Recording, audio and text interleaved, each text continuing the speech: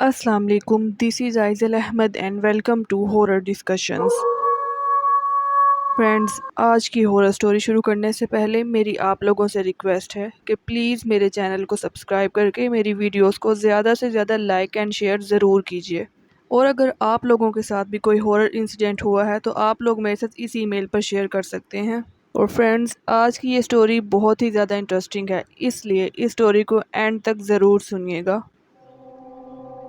یہ واقعہ 1980 میں انڈیا کے شہر حیدرآباد میں پیش آیا تھا۔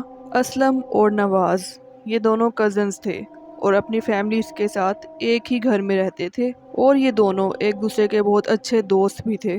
ان لوگوں کا گھر جس جگہ پر تھا اس جگہ آبادی بہت زیادہ کم تھی، اور وہاں کے رہنے والے لوگوں کے ساتھ اکثر کوئی نہ کوئی پیرانورمل ایکٹیویٹی ہوتی رہتی تھی، اور وہاں کے رہنے والے بہت سے لوگ جنات کو دیکھنے کا دعویٰ کر چکے تھے، لیکن اسلم اور نواز کے ساتھ ابھی تک ایسا کچھ ہوا نہیں تھا۔ اس لیے انہیں ایسا لگتا تھا کہ یہ ساری باتیں من گھڑت ہیں جو کہ لوگوں میں خوف پھیلانے کے لیے کی جاتی ہیں۔ اسلم اور نواز کے گھر کے دو پورشنز تھے۔ یہ گھر ایک حویلی کی طرح بنا ہوا تھا۔ مین انٹرنس پر ایک بہت ہی بڑا لوہے کا گیٹ لگا ہوا تھا۔ اس گیٹ سے اندر انٹر ہوتے ہی ایک بڑا سا کورٹ یارڈ تھا، اور اس کورٹ یارڈ سے آگے جا کر گھر کے اندر انٹر ہونے کا ایک دروازہ تھا جو لکڑی کا بنا تھا، اور اس دروازے کے باہر ایک بہت بڑا سا کیج تھا، اور اس کیج میں بہت ساری مرغیاں اور چوزے تھے جو ان لوگوں نے پال رکھے تھے۔ نواز اور اسلم یہ دونوں ان مرغیوں سے بہت زیادہ پیار کرتے تھے اور ان کا بہت خیال رکھتے تھے۔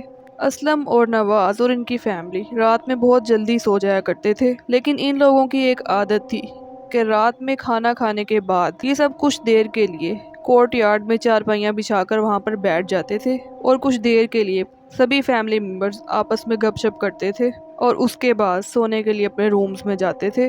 ایک دن اسلم اور نواز نے روٹین سے پہلے ہی رات کا کھانا کھا لیا، اور یہ دونوں کورٹ یارڈ میں آ کر چارپائی پر بیٹھ گئے، اور وہاں بیٹھ کر یہ لوگ گیمز کھیلنے لگے، اور گیمز کھیلتے کھیلتے یہ دونوں بہت زیادہ تھک گئے اور وہیں پر چارپائی پہ لیٹ گئے۔ اب اسلم تو جیسے ہی لیٹا اس کو فوراً نیند آ گئی اور وہ سو گیا، لیکن نواز کو نیند نہیں آ رہی تھی اور وہ لیٹا لیٹا اپنی ہی سوچوں میں گم تھا۔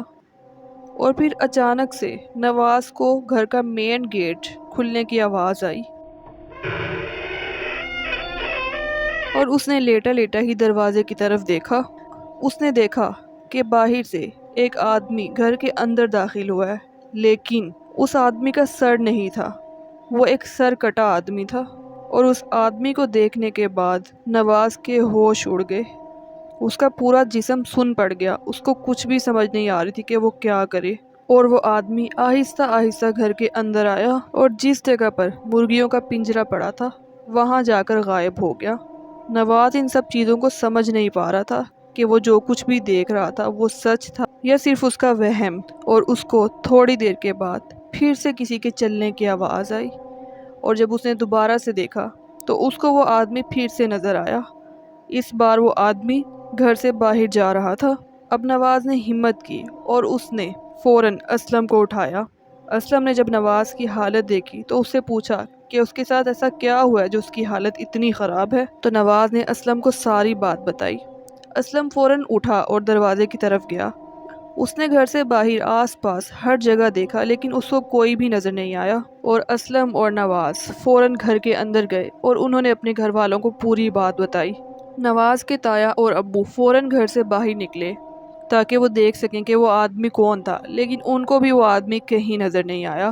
اور پھر جب یہ لوگ اس پنجرے کی طرف گئے جس میں ان کی مرغیاں اور چوزے تھے، تو انہوں نے دیکھا کہ ان کی ساری مرغیاں اور سارے چوزے مر چکے تھے۔ ان سب کی گردنیں ٹوٹ چکی تھیں، اور ان میں سے ایک بھی مرغی یا چوزا زندہ نہیں تھا۔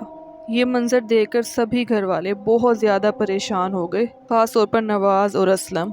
لیکن ایک بات سے یہ سب گھر والے بہت زیادہ حیران تھے کہ اتنی ساری مرغیاں اور چوزے، اگر ان پر کسی چیز نے اٹیک بھی کیا تو انہوں نے آواز کیوں نہیں کی، انہوں نے شور کیوں نہیں مچایا، اور ایک ساتھ یہ ساری مرغیاں مر کیسے سکتی ہیں؟